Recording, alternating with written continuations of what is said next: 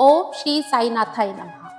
प्रिय साईं भक्तों, आज मैं आपके समक्ष श्री साईं सचरित्र अध्याय 41 का पाठ करने जा रही हूँ। जो भी साईं भक्त पूरी श्रद्धा भाव से इस अध्याय को सुनेगा, बाबा का आशीर्वाद हमेशा उस पर बना रहेगा।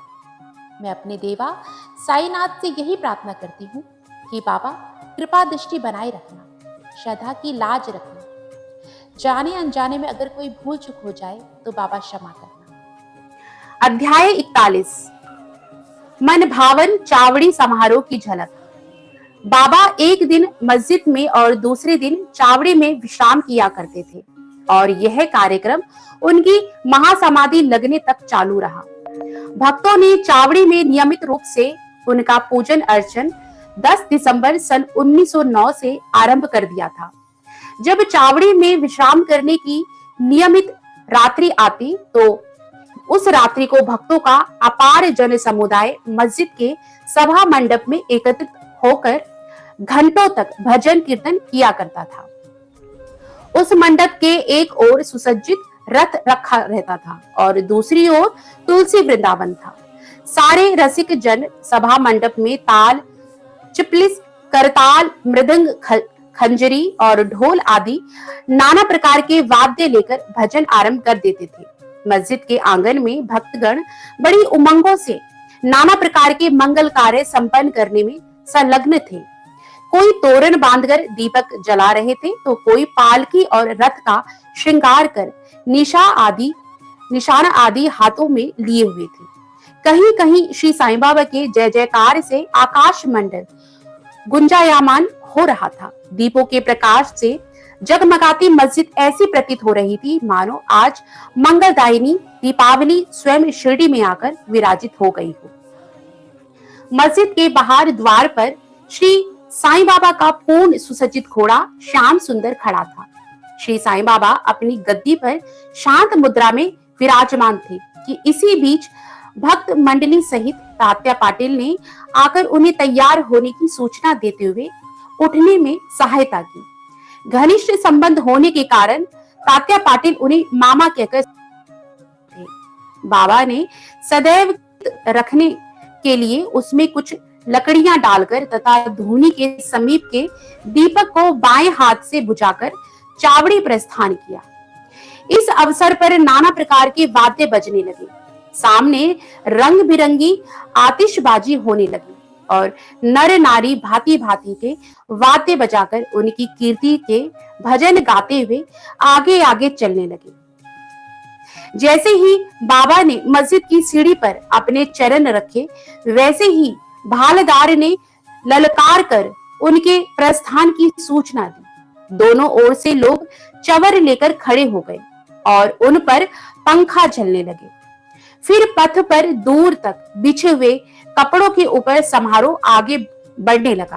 तात्या पाटिल उनका बायां तथा महासपति दाया हाथ पकड़कर तथा बापू साहिब जो उनके पीछे छत्र लेकर चलने लगे। इनके आगे आगे पूर्ण सुसज्जित अश्व श्याम सुंदर चल रहा था और उसके पीछे भजन मंडली तथा भक्तों का समूह वाद्यों की ध्वनि के संग हरि और साईं नाम की से जिसमें आकाश गूंज उठता था।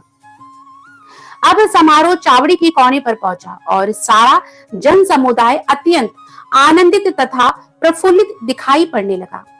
जब कोने पर पहुंचकर बाबा चावड़ी के सामने खड़े हो गए, उस समय उनके मुखमंडल की दिव्य प्रभा बहुत अनोखी थी।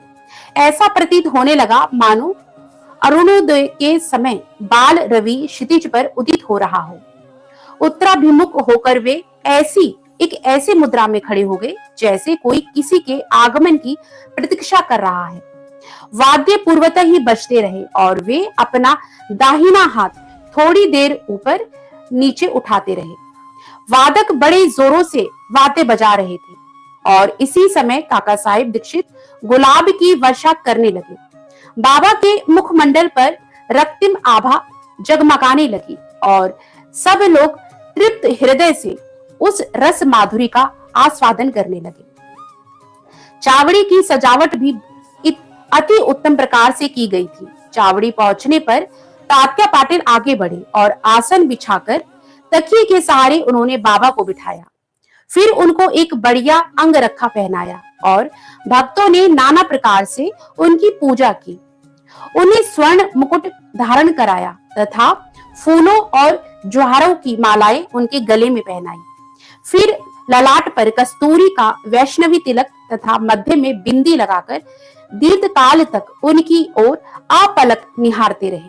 नाना साहेब निमोड़कर ने एक सुंदर वृत्ताकार छत्र लगाया जिसके केंद्र में एक छड़ी लगी हुई थी। बापू साहेब जोग ने चांदी की एक सुंदर थाली में पाद प्रक्षालन किया और अर्घ्य देने के पश्चात उत्तम विधि से उनका पूजन अर्चन किया और उनके हाथों में चंदन लगाकर पान का बीड़ा दिया। उन्हें आसन पर बिठाया। फिर तात्या पाटिल तथा अन्य सब भक्तगण उनके श्री चरणों पर अपने अपने शीश झुकाकर प्रणाम करने लगे। जब वे तकिए के सहारे बैठ गए तब भक्तगण दोनों ओर से चवर और पंखे झलने लगे। श्यामा ने चिलम तैयार कर तात्या पाटिल को दी।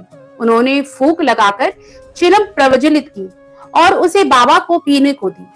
उनकी चिलम पी लेने के पश्चात फिर वह भक्त महासपति को तथा बाद में सब भक्तों को दी गई। अंत में मांगलिक स्वर में वाद्य बजने लगे और बापू साहेब जोग ने बाबा की यथाविधि आरती की। आरती समाप्त होने पर भक्तों ने बाबा को प्रणाम किया और उनकी आज्ञा लेकर सब एक एक करके अपने घर लौटने लगे। तब तात्या पाटिल ने उन्हें चिलम पिलाकर गुलाब जल इत्र इत्यादि लगाया और विदा लेते समय गुलाब का एक पुष्प दिया। तभी बाबा प्रेम पूर्वक कहने लगे कि तात्या, मेरी देखभाल भली भांति करना। तुम्हें घर जाना है तो जाओ, परंतु रात्रि में कभी कभी आकर मुझे देख भी जाना। तब स्वीकारात्मक उत्तर देकर तात्या पाटिल चावड़ी से अपने घर चले गए। फिर बाबा ने बहुत सी चादरें बिछाकर स्वयं अपना बिस्तर लगाकर विश्राम किया। अनंत कोटि ब्रह्मांड नायक राजाधिराज योगीराज परब्रह्म श्री सच्चिदानंद सद्गुरु साईनाथ महाराज की जय। ओम साई राम, जय जय साई राम। जिस भी साईं भक्त ने इस अध्याय को सच्चे भाव, श्रद्धा और विश्वास के साथ सुना है, बाबा उसकी सभी मनोकामनाएं पूर्ण करेंगे और बाबा का आशीर्वाद हमेशा उस पर और उसके परिवार पर बना रहे। यही मेरी श्री साईनाथ के श्री चरणों में प्रार्थना है। ओम साई राम, जय जय साई राम। बाबा सभी साईं भक्तों का भला करें।